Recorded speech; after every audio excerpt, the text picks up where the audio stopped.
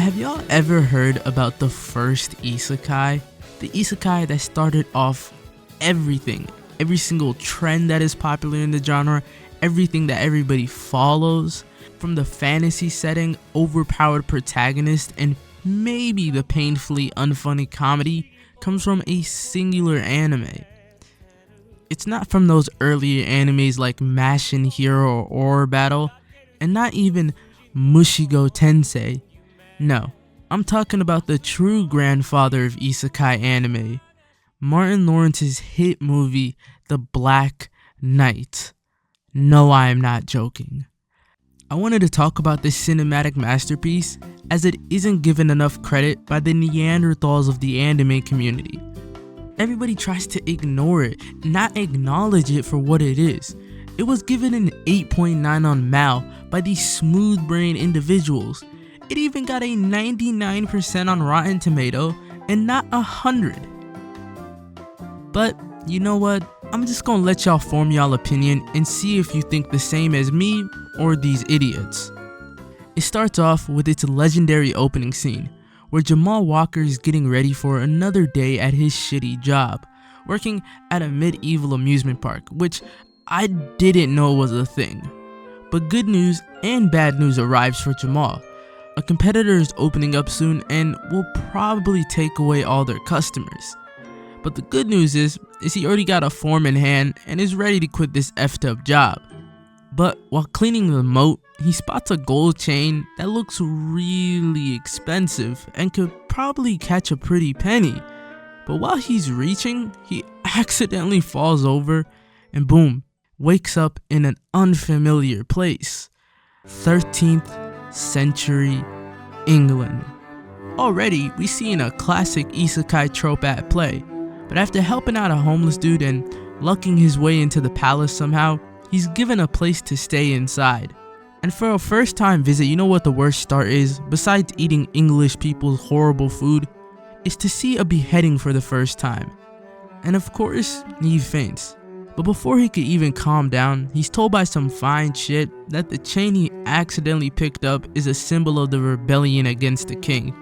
Meaning, he's now a part of it, because if they catch him, it's off with his head. Hold on, this pacing is groundbreaking. This is the definition of a true isekai classic.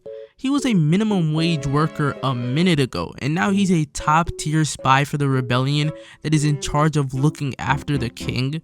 What type of luck is that?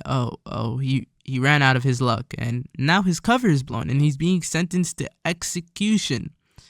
I'm just saying, it might be a little racist to execute the only black man in the kingdom, but before he could even be beheaded, before he could even be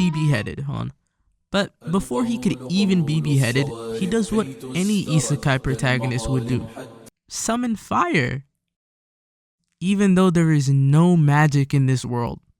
But he quickly escapes due to this distraction and is now a part of the rebellion full time.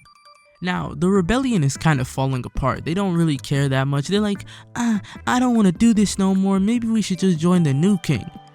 And somehow, this theme park employee managed to motivate the peasants, train them in hand-to-hand combat, and turn them into hardcore warriors ready to fight the actual trained army men.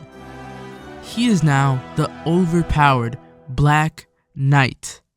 And you already know what happened next.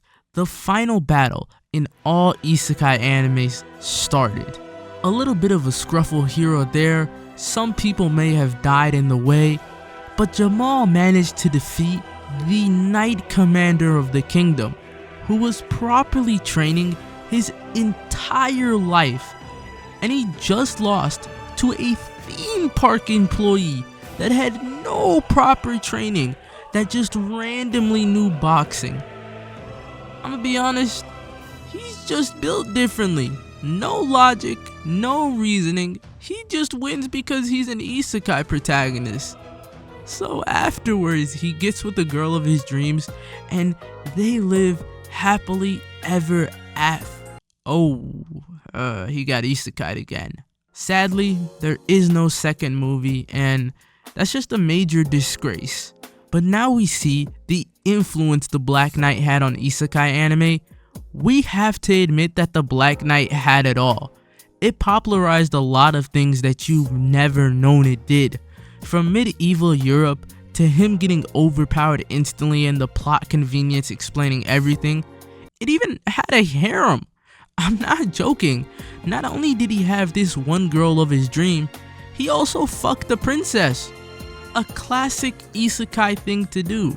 It was packed with all these top tier isekai tropes, and while it may not have been the first isekai anime to appear, it definitely paved the way for everything that followed. Even the creators of Re:Zero, Slime Isekai, and Konosuba all said that the Black Knight was their inspiration. The creator of Rising of the Shield Hero actually said that he watched Black Knight 5 times because that's what he wanted to copy. He wanted to replicate how perfect that story was. It's time for the Black Knight to get the respect it deserves from the anime community, as being one of the better animes to ever exist.